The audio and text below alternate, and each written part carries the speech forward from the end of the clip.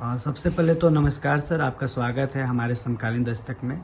आप anti corruption investigation department के chairman हैं और आप रांची आए हुए हैं। तो सर, क्या उद्देश्य को लेकर आप रांची आए हैं? सबसे पहले तो जय हिंद। जो भी लोग सुन रहे हैं, हमें देख रहे हैं, उसके साथ ही हमारे साथ जो मीडिया बंधु बैठे हुए हैं, आप सभी को मैं सादर नमन एवं अभिनंदन करता हूं।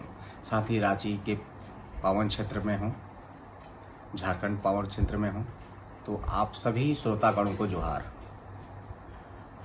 देखिए, रांची वो धरती है जहां से सबसे पहले हमारे एक टीम के सदस्य द्वारा काम स्टार्ट किया गया था। भ्रष्टाचार के विरुद्ध बिल्कुल फूंका गया था।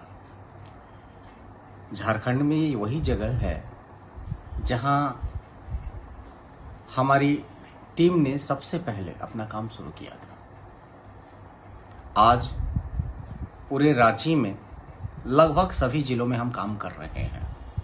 रांची आने का उद्देश्य मेरा यही था कि मैं अपने कार्यालय में अपने जितने भी वरिष्ठ पदाधिकारी हैं उनसे मिलूं, उनसे बात करूं, जो भी समस्याएं आ रही हैं उनके निवारण के लिए, इस संस्था के आगे कैसे ग्रोथ हो उस पर बात करने के लिए मैं यहाँ आया हूँ। सर, जैसे कि आपका संस्था है ACID, तो उसका उद्देश्य क्या है सर? बहुत ही अच्छा और जिज्ञासु प्रश्न पूछा है, इसके लिए आपको मैं बधाई देता हूँ। इस संस्था का नाम एंटी करप्शन इन्वेस्टिगेशन डिपार्टमेंट है, जो सरकार द्वारा, भारत सरकार द्वारा, माफ करिएगा, पंजीकृत है। हमारा उद्देश्य भारत के उस हर कोने में जहां भ्रष्टाचार रूपी विषबेल व्याप्त है, उसका उन्मूलन कैसे हो, इस पे हमारा काम करना लक्ष्य है। हमारा उद्देश्य, एक कोशिश है कि भारत के हर नागरिक को न्याय मिले। उस न्याय के लिए हम अपनी पूरी कोशिश करते हैं। हमारी टीम उसमें हमारा साथ देती है, परंतु विधि सम्मत कार्य करते हुए। हम विधि से ऊपर नहीं हैं। कोई भी अगर आता है हमारे पास, कंप्लेन आते हैं, तो हमारा सबसे पहला प्रश्न यही होता है कि क्या आपने FIR किया।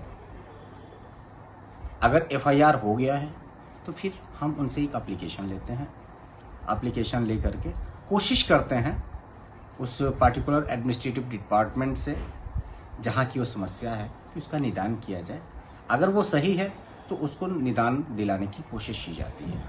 आम जनमानस इस समय घूसखोरी, बेईमानी जैसे अभिशप्त चीज़ों से, मैं हर जगह की बात नहीं कर रहा, लेकिन कितना भी अच्छा हो, अवगुण कहीं ना कहीं हमें मिले जाते, कोई इससे परे नहीं है।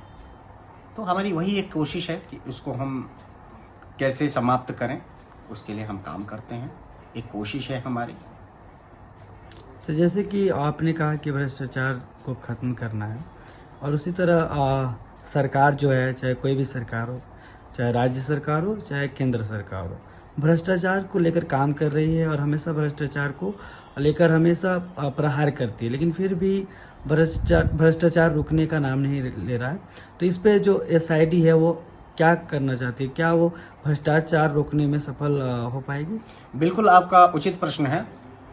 मैं झारखंड सरकार के साथ भारत सरकार एवं सभी राज्यों की सरकार को बहुत बहुत बधाई देता हूं, और वो भ्रष्टाचार उन्मूलन के क्षेत्र में बहुत अच्छा कार्य कर रहे हैं और एक कोशिश सब कर रहे हैं। देखिए, ये अनवरत समय से चला आ रहा है, तो इस बेल को समाप्त होने में समय तो लगेगा, क्योंकि ये विष बेल है और कोई भी दवाई दी जाती है तो उसको पूरे शरीर में असर करने के लिए थोड़ा सा समय जरूर लगता है।